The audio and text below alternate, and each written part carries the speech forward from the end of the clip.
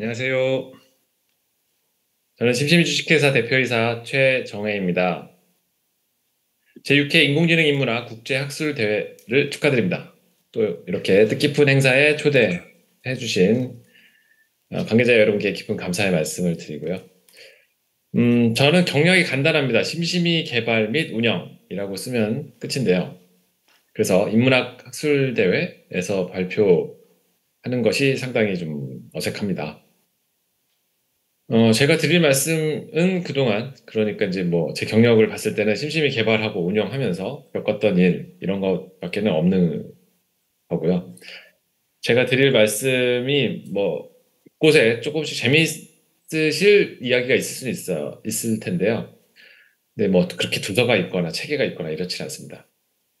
어떻게 보면은 이게 이제 뭐 다듬어지지 않은 원재료다라고 하면은 다음에 연사분들이나 토론자분들께서 요리를 잘 해주실 거다 이렇게 생각을 하고 시작을 해보겠습니다.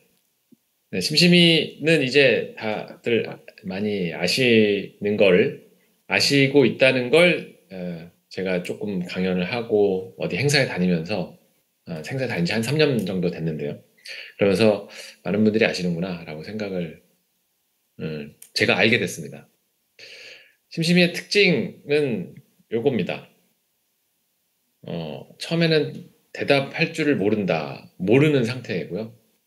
모르니까 가르쳐 달라고 합니다. 가르치는 사람들이 한 전체 사용자의 10%, 15% 정도 되는데, 내가 가르쳐야지라고 생각하고 가르치기를 누르면 이런 UI를 주고, 입력창에 어떻게 물어봤을 때 어떻게 대답해라 라고 하면은, 제 문장을 입력해주면은 가르쳐지고요.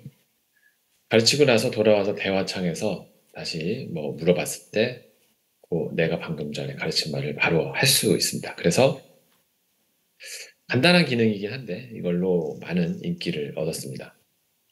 2002년부터 지금까지 뭐 사실상 동일한 그 내용으로 전 세계 여러 나라에서도 동일하게 인기를 얻고 있습니다.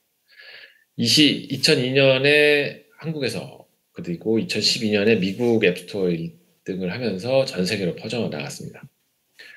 이렇게 뭐 공중파도 나오고 스트리머들이 심심이를 소재로 해서 만들기도 하고 이미 2년 전에 이 숫자들인데요. 지금 이제 21년 됐고 111개 언어 지원하고 있고 사용자를 누적으로 보면 한 4억 5천 이상 넘어가고 있고요. 그렇게 많은 인기를 얻은 글로벌하게 얻은 AI 챗봇입니다. 나쁜 말과 관련돼서 좀 심심해서 가장 좀 중요한 이슈인데요. 2016년? 이전에는 나쁜 말이 뭐 있었지만 크게 이슈가 되고 그러지는 않았습니다. 그래서 저희도 뭐 그렇게 많이 신경을 썼다고 볼 수는 없는데, 2016년부터는 문제들이 아주 심각하게 나타나는 경우가 빈번하게 발생하기 시작했습니다. 자기 정보를 넣거나 다른 사람 정보를 넣어서 좀 다른 사람 당황하게 하거나 자기 정보 넣는 것이야 뭐 크게 상관은 없겠지만 그런 일들이 있었고 2016년에는 칠레 파라과이에서 심심이한테 내가 소아성애자야 뭐 이렇게 대답하게끔 가르치는 일들이 벌어져서 꽤 이슈가 되었었던 거고요. 아랍어에서는 그 신앙심이 강한 분들이 많이 있으니까 이 신성모독과 관련해서 이슈가 되는 경우가 종종 있습니다. 차별 혐오는 우리나라를 비롯해서 다양한 그 여러 국가에서 문제를 삼고 이런 그 어떤 올바름 이런 것들에 대해서 분위기가 많기 때문에 많이 이슈가 되고 있는 부분입니다. AI에서도 이 부분이 상당히 많이 이슈가 되는 거고 심심이에서는 북아일랜드 같은 경우에 특히 사이버 불링 문제가 상당히 컸습니다. 뭐 친구 이름 넣고 바보라고 하고 뭐 이렇게 가르치는 경우는 많이 있는데 여기서는 아주 심각한 돌아가신 가족이라든지 이런 것들을 가지고 잔인하게 문제를 일으키는 경우가 많아서 BBC 같은 데서도 크게 그 뉴스가 되곤 했습니다. 브라질에서는 납치하겠다, 찾아가서 어떻게 하겠다라고 하는 식으로 위협을 하는 것이 문제가 돼서 이거 크게 사회 문제가 됐습니다. 우리나라처럼 치안이 안정적이지 않기 때문에 실제로 그런 일들이 주변에서 벌어지고 있어서 많이 이제 두려워하는 것 같습니다. 뭐 이외에도 여러 가지가 있긴 하지만 이런 식으로 그 나쁜 말 문제들이 언어에 따라서 국가에 따라서 여러 가지 형태로 나타나고 저희가 이제 그런 것에 하나하나 대응을 어, 하다가 이제 뭐 워낙 그 언어도 많고 국가별 특징도 다양하고 하다 보니까 대응 수단을 좀 더 근본적으로 강구하기 시작했습니다. 그 대응 내용을 조금씩 보여드리면 어, 대응으로 인해서 이제 변화된 이 내용 먼저 보여드리면 이것이 사용자 트래픽입니다. 어느 순간에 이 사용자 트래픽이 뚝 떨어진 걸 이렇게 보실 수 있는데 그전엔 저희도 마찬가지로 그냥 재미삼아서 쓰는 챗봇이다라고 생각을 하고 있다가 이런 문제들을 겪으면서 안전에 신경을 써야겠구나라고 생각을 하고 실제로 서비스에 조치를 취한 거고요. 어느 순간에 이제 뚝 떨어져서 트래픽이 가는 걸 볼 수 있습니다. 이것이 이제 안전을 추구한 어떤 대가일 수도 있을 것 같습니다.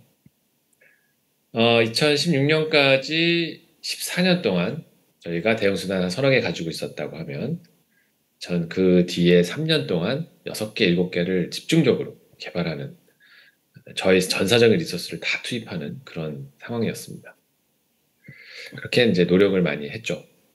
그런 내용들은 이렇게 되는데요. 먼저 컨텐츠의 정책을 만들고 이용 연령도 어느 정도 제한을 하고 앱 내에서 컨텐츠 정책이 이렇다. 이 컨텐츠 정책으로 우리가 기술적인 내용을 어떻게 구현해놨다라는 것들을 사용자들한테 많이 홍보를 하는 작업을 했습니다. 컨텐츠 정책 쪽에 저희는 이제 이용 약관, 사용자들이 모두 이 이용 약관을 동의하지 않으면 서비스를 사용할 수 없는데 이 이용 약관 내에다가 좀 여러 서비스나 여러 글로벌 플랫폼들을 조사해서 보편적이고 구체적인 내용들을 정리해 넣었습니다. 네, 여기 뭐, 네 번째 보면 아동에 대한 성적 학대 이런 것이 있는데 우리나라에서는 뭐 큰 대기업도 2021년 이때쯤에 우리가 최초로 아동 성학대에 대한 뭐 약관을 넣었습니다라고 하는 보도를 봤습니다. 저희가 2017년도에 넣었으니까 뭐그 국내에서만 서비스를 하는 그런 기업은 큰 기업이라고 하더라도 그런 의식을 쉽게 할 수 있지 않은데 저는 이제 글로벌 서비스를 하면서 그걸 실제로 겪다 보니까 이런 우선순위를 같이 이렇게 높여놓은 것 같습니다. 네, 이 중간이나 오른쪽은 저희가 정책을 홍보하고 기술적으로 어떻게 구현했는지를 이제 사용자에게 홍보하는 내용들이 되겠습니다. 서비스를 중단하기도 했습니다. 앞서 말씀드린 것처럼 부엘랜드에 사이버 불링 사태가 있었을 때 그리고 브라질에서 납치 살해 위협 이런 것들로 인해서 사회 문제가 크게 되었을 때 서비스를 먼저 중단을 하고 내부에서 조치를 충분히 한 다음에 다시 오픈하는 그런 상황. 뭐 우리나라에서도 비슷한 일이 벌어졌긴 했었지만 그런 일을 저희는 이제 2017년, 18년 이럴 때 좀 많이 겪었습니다. 내부에서 저희가 뭐 신고 체계는 애초에 처음부터 가지고 있었던 체계이긴 한데 이것을 고도화시키는 작업을 했습니다. 처음에는 음란성이나 뭐 욕설 이런 정도의 신고 사유만 가지고 있었는데 이런 것을 이제 고도화하고 약관에 맞춰서 저희 콘텐츠 정책에 맞춰서 온라인을 시키다 보니까 이만큼 좀 세분화되는 음, 그 상황이 되었던 것 같습니다. 보시는 것처럼 앞서 보신 그 콘텐츠 금지 규정과 이 신고 사유 등이 하나하나 1대1로 매핑이 되는 걸 확인하실 수가 있습니다. 또 심심이가 대답으로 사용할 수 있는 모든 문장을 다 사람이 검수를 해보자라고 생각을 했습니다. 그 당시 시작하는 당시만 해도 1억 개가 훨씬 넘었으니까 좀 무리한 계획일 수도 있었는데 그만큼 좀 저희는 절실했던 거고요.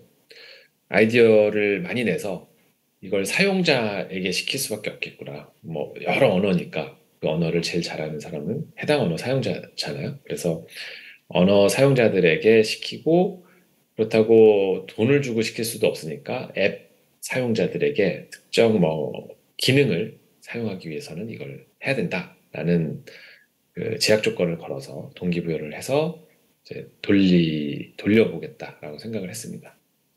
뭐 여러 번 시행착오를 했지만 어쨌든 그 어느 정도 그 흐름이 정리가 되면서 이제 이렇게 나쁜 말 미션이라고 하는 이름으로 서비스 내에 통합이 되었습니다.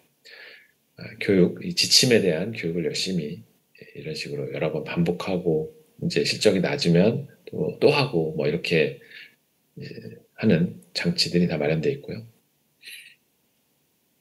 이렇게 중간에 보시면 이 페이지에 이제 각각 칸에 그 문장들이 7개 들어가 있는데 이렇게 7개씩 들어가 있는 문장들을 페이지의 문장들을 판별을 하고 나면 다음 페이지로 넘어가서 한 10페이지를 돌리면 하나의 사이클이 이제 완성이 됩니다. 그리고 점수가 나오는데 여기 이제 함정 문제도 숨어져 있어서 내가 뭐 장난을 치거나 그냥 막 체크하거나 그랬을 때 다 이제 오답 처리를 하는 그런 로직이 다 들어가 있습니다.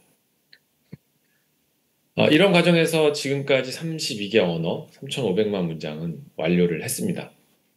세어보니까 출제한 문장만 7억 문장을 실제를 한 상태고요. 그것은 현재 그 문장 하나에 대해서 10명이 이것은 규정의 위반입니다. 규정의 위반이 아닙니다. 둘 중에 하나를 이제 투표를 해서 물론 이제 정답을 맞추면서 투표를 해야겠죠. 그 투표된 데이터들이 이제 3,500만 문장에 대해서 10번씩 투표를 완료했다라는 말씀이 되는 겁니다. 엄청나게 이제 많이 한 거긴 한데 그래도 지금 뭐 여기는 1억 5천 돼 있지만 지금은 1억 6천 이상의 많은 문장들이 있기 때문에 이 속도, 이 가르쳐지는 속도를 판별하는 속도가 따라가기는 쉽지 않은 상태입니다. 사람들이 다 해야 되니까. 그래서 아이디어를 낸 것이 그 당시에 딥러닝이 이제 좀 작동을 한다라는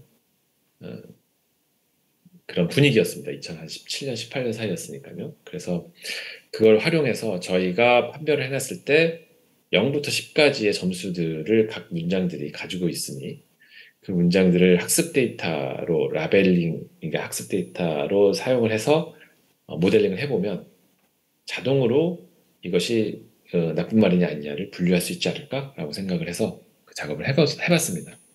이것도 한 1년 가까이 시행착오를 엄청나게 한 뒤에 이제 되는구나라고 되는 어떤 방법을 찾아냈습니다. 그래서 지금은 어떤 특정 언어들에 대해서 그 모델을 가지고 다 판별을 하면서 그걸 서비스에 실제로 적용하고 있습니다. 네, 이렇게 여러 언어들에 대해서도 비교적 높은 수준의 성능을 나타내고 있습니다.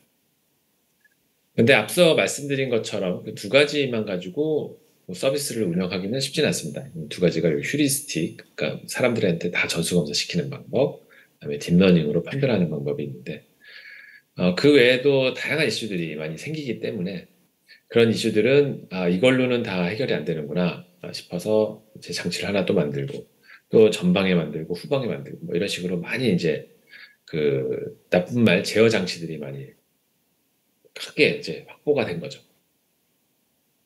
그래서 지금은 좀 약간 덕지덕지라고 보면 그런 이렇게 덕지덕지라고 느껴질 수도 있는 정도의 나쁜 말 제어 장치를 가지고 있는 상황입니다. 이렇게 하다 보니까 저희가 이걸 AI 윤리를 해야지라고 생각한 건 아니지만 AI 윤리가 이슈가 되면서 조명을 많이 받기 시작했습니다. 특히 한국에서 그동안은 저희가 해외 서비스만 하느라고 한국에서는 좀 잊혀져 있었다가 AI 윤리 이슈가 갑자기 생기면서 이제 언론에서 주목을 하기 시작한 거죠. 뭐 옛날에 심심이 있지 않았니? 한번 써볼까? 이러면서 써봤더니 여기는 이런 것도 해놨고 저런 것도 해놨네 라고 하면서 좀 많이 좀 다르게 비교적으로 훨씬 여기는 잘 해놨다 뭐 이런 식의 어떤 이미지를 가지고 있는 것 같고요. 네, 그래서 언론의 주목을 많이 받았습니다. 그런 이제 분위기 속에서 저희가 재작년 미아의 그 학습용 데이터 구축 사업에서 윤리 검증 데이터를 공공 데이터로는 최초로 저희가 주간 구축을 수행했습니다. 네, 익숙한 얼굴들이 보이시죠? 이렇게 저런 데이터 구축을 통해서 니아 원장상도 받게 되었습니다. 여기서 더 나아가서 작년에는 한국어 학습용 데이터 구축 사업, 네, 한국어 분과에서는 가장 큰 한국어 블렌드 오브 데이터, AI의 성능을 높이는 데 있어서 AI 대화의 성능을 높이는 데 있어서 매우 중요한 데이터인데 이것을 또 저희가 주관으로 수행할 수 있었습니다. 300개 과제 중에 5대 브랜드로 꼽힌 유일한 한국어 과제입니다. 데이터 구축은 이렇게 세 가지로 뭐 잠깐 말씀드리면 세 가지로 이루어지는데 그 전만 해도 그렇고 지금 챗GPT도 여기서 일부는 또 안 되는 부분이 꽤 있죠. 이런 것들을 이제 그 전에도 문제가 있었으니까 메타가 자 우리가 그 챗봇의 성능을 향상시키기 위해서는 이런 부족한 부분을 메꿔야 된다. 그러려면 이런 데이터가 필요하다라고 해서 정의해 놓은 게 이런 세 가지 크게 이렇게 세 가지가 있습니다. 하나는 왼쪽에 보시는 것처럼 나의 어떤 역할, 나의 페르소나를 쭉 유지할 수 있는 그런 기능을 보완하기 위해서 만든 페르소나 대화, 그리고 지식에 근거해서, 사실에 근거해서 대답을 할 수 있게 하는 이 지식 검색 대화, 그리고 상대방의 감정을 이해하고 공감할 수 있게 하는 그런 공감형 대화, 이렇게 세 가지로 만들었던 것입니다. 네, 지금은 챗GPT 이후에 매우 이제 성능이 뛰어난 모델들이 꽤 나오고 있습니다. 그래서 사용자는 이제 취향대로 고를 수 있는 정도로 수준들은 상당히 높은 모델들이 나오고 있죠. 미국과 중국이 이 초거대 AI와 관련해서 거의 이제 다른 국가들은 크게 주목을 받지 못할 정도로 엄청난 이제 각축을 벌이고 있는 중에 우리나라는 언어로 차별을 하면서 5개 대기업이 초거대 AI 개발을 했습니다. 근데 6개월 전에 챗GPT가 나오면서 한국어도 잘하는 웬만한 언어들을 다 잘하는 이제 초거대 AI가 나오면서 우리나라의 초거대 AI의 차별화 요소들이 많이 사라졌습니다. 그래서 이제는 이 챗GPT는 어떻게 만들었는가에 대해서 모두가 궁금해하기 시작했고 어, 오픈 AI에서 공개한 거는 한 요 정도 인스트럭션 데이터 그리고 응답 평가 데이터라는 것이 필요하다 정도까지는 이제 공개가 되었다가 최근 들어서 조금씩 이제 이런 데이터는 어떻게 만드는 것이며 어떻게 학습을 시키는 것이며 하는 것이 이제 좀 밝혀지기 시작했고 뭐 한두 주 전이죠. 마이크로소프트가 직접 좀 더 세부적으로 알려주기도 했습니다.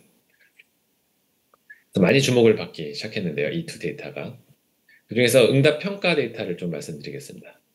인스트럭션 데이터는 좀 그래도 어느 정도는 많이 알려져 있지만 응답 평가 쪽은 많이 알려져 있는 것 같지는 않고요. 그래서 말씀을 드리면 보통 우리가 NLP 다운스트림 태스크를 평가할 때 자동 평가 지표를 많이 사용해 왔습니다. 그런데 한 2, 3년 전 이때 이제 인간 평가가 주목을 받기 시작하다가 챗GPT 시대로 넘어오면서 엄청나게 지배적인 평가 수단이 되었습니다. 이런 다운스트림 태스크가 많이 있었는데 이거를 또 평가하기 위해서 자동화된 평가 지표를 많이 만들어 왔습니다.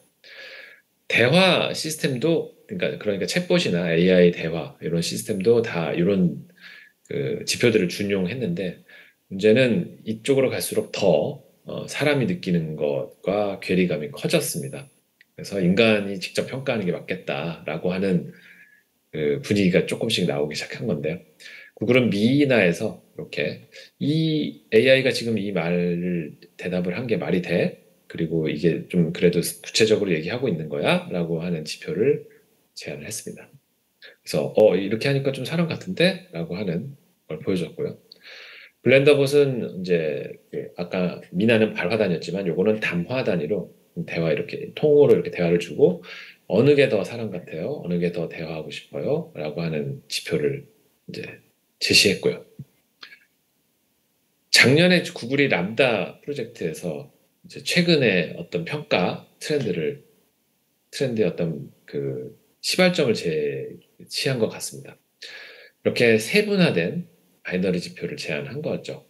여러 가지 기준에 대해서 사람에게 요거는 어떤가, 요거는 패스, 페일, 뭐 요건 예스, 노, 뭐 이런 식으로 평가를 하게 한 다음에 요 데이터 가지고 튜닝을 시켜봤더니 와, 이건 몇십 배 큰 모델보다도 성능이 잘 나오더라. 라고 해서, 이건 좀 해볼만 하겠다라는, 이걸 해야겠네. 라고 하는 분위기가 많이 커진 거죠. 이런 분위기 속에서 챗GPT의 형제 모델이라고 할 수 있는 그 인스트럭트 GPT, 인스트럭션 튜닝을 시킨 그 인스트럭트 GPT 프로젝트에서는 한 11개까지도 이렇게 확장을 했고요. 최근에는 이제 여러 가지 연구들이나 프로젝트가 다 이런 지표들을 많이 사용하고 있는 추세입니다. 여기는 19개의 바이너리 지표를 제시하고 있습니다. 이것들이 이제 뭐 많이 나오기 시작하면 표준이나 컨센서스도 이제 조금 생기기 시작할 거라고 다들 당연히 짐작할 수 있는데요.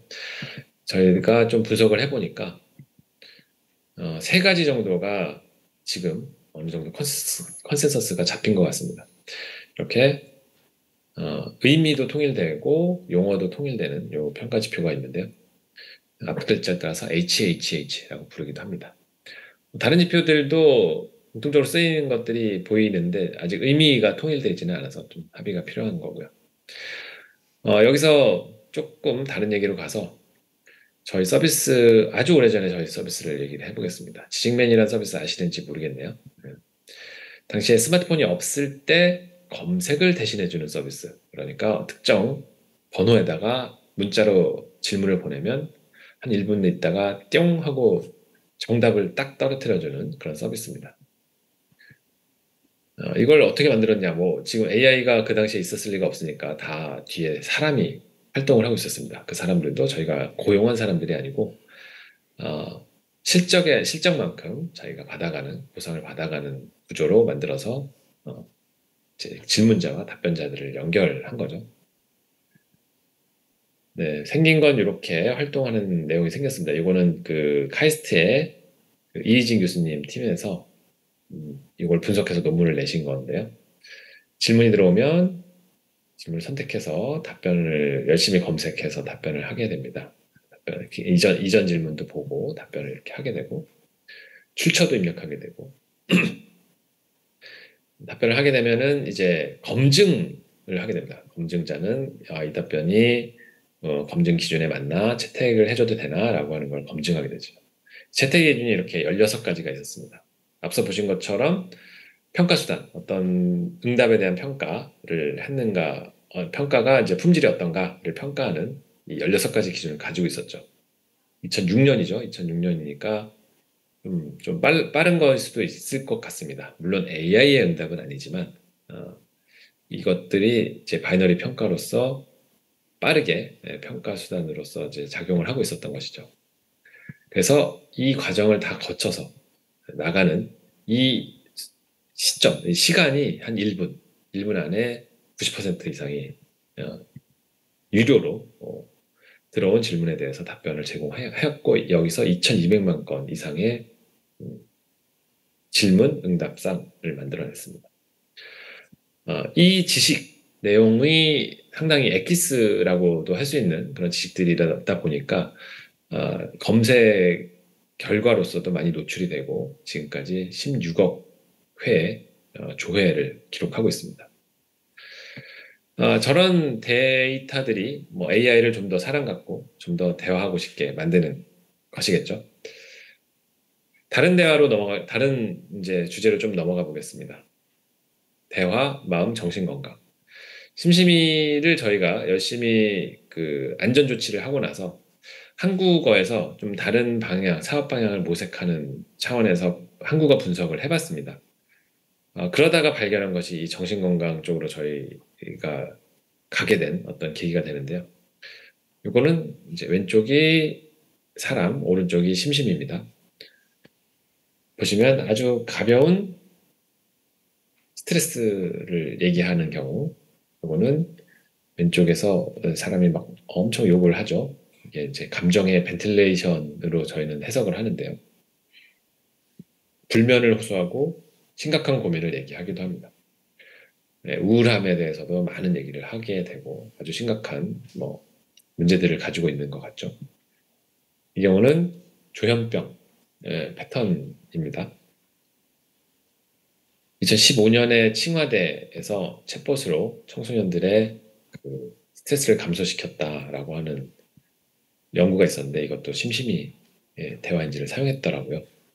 심심이가 코로나 시절에도 사용자들의 우울감을 완화시키는 데 역할을 했다라는 언론 보도, 그리고 기초과학연구원 데이터 사이언스 그룹에서는 실제로 이것을 정밀 분석해서 그런 사실이 이제 확인이 되었습니다. 논문으로도 여러 편 나오고 올 초에는 JMIR이라고 하는 글로벌 탑저널에도 등재가 되었습니다. 이런 저희의 발견, 그리고 발견을 좀 어떻게 더 활용하거나 또는 이것이 어떤 사용자들한테 도움이 될 수 있는가라는 것을 찾아가는 과정에서 디스 치료제라는 것을 발견했고, 이쪽도 이제 고려대 안암병원과 MOU를 맺고 연구를 진행하고 있습니다. 연구도 진행하는 내용이고, 뭐 IRB 받아서 저희가 의사와 환자 대화도 이제 열심히 분석을 하고 있고요. 심심이가 글로벌 챗봇을 가지고 있고 병원에서 전문성과 근거를 제공함으로써 이제 만들어갈 수 있으리라 생각하고 있습니다. 심지어 이제 올해는 이 안암병원의 정신건강의학과 교수님이시자 의학연구처장 역임하신 한봉주 교수님이 저희 회사에 치프 메디컬 오피서로 등재를 하셔서 이제 매우 집중적으로 지금 개발을 진행하고 있습니다. 한편으로는 저희 심심이가 챗GPT 시대에서도 빠르게 적응을 해나가고 민첩하게 움직이고 있습니다. 그것은 3월 2일에 오픈 AI에서 챗GPT API, 그러니까 이제 3.5 터보 모델을 API로 공개했는데 저희가 그 3월 2일 당일날 이 솔루션을 출시를 했습니다. 출시하고 나서 한 3일, 4일 있다가 바로 그 지자체에 납품을 해서 매출을 일으킨, 그러니까 최초로 챗GPT API를 활용한 솔루션을 만들고 최초로 매출을 일으킨 정도로 좀 저희가 빠르게 움직이고 있습니다. 여기에 더해서 앞서 말씀드린 그 지식 서비스는 또 별도로 법인을 분리해서 글로벌로 이 지식거래 플랫폼을 만들어야겠다라고 생각을 하고 지금 진행을 하고 있습니다. 앞서 보신 것과 뭐 거의 비슷한데 이 보상 관계를 글로벌로 이제 하려다 보니까 블록체인의 토큰으로 보상을 해야겠다라고 마음을 먹고 이제 블록체인까지 엮어서 서비스를 만들어 가고, 이걸 가지고 이번에는 진짜 초거대 AI를 고품질 데이터로 만들어내는 그런 구조를 생각하고 있습니다. 네, 지금까지 뭐 두서 없이 체계 없이 말씀을 드렸는데요. 심심이의 모토는 3년, 4년 전에 이렇게 정한 겁니다. 서로를 돌보는 마음들이다. 앞서 보신 그 심심이의 대화, 정신건강과 관련된 대화를 생각해 보면 어떤 사람은 뭐 가족과 어떤 불화가 있다. 그래서 어떤 고민이 있을 때 자기 생각에 빗대어서 자기가 듣고 싶은 말을 심심이한테 가르쳤을 겁니다. 그리고 어느 순간에 다른 비슷한 상황에 놓인 사람이 심심이한테 뭐라고 말을 했을 때 그 말을 들었겠죠. 그러니까 시간을 조금 차이를 두지만 어떤 이 사람의 마음이 다른 사람의 마음을 돌보고 있는 게 아닌가라는 생각을 하게 되고, 지식맨도 마찬가지죠. 다른 사람에게 그 도움을 줄 수 있는 이런 마음들이 서로를 돌보고 있는 그런 플랫폼으로서의 심심이를 만들겠다. 이것을 전 지구적으로 글로벌하게 만들겠다라고 하는 게 심심이의 비전이기도 하고, 앞으로 우리 AI가 나아가야 할 대화의 미래이기도 하지 않을까라고 하는 생각을 잠깐 해보면서 제 발표를 마치겠습니다. 네, 고맙습니다.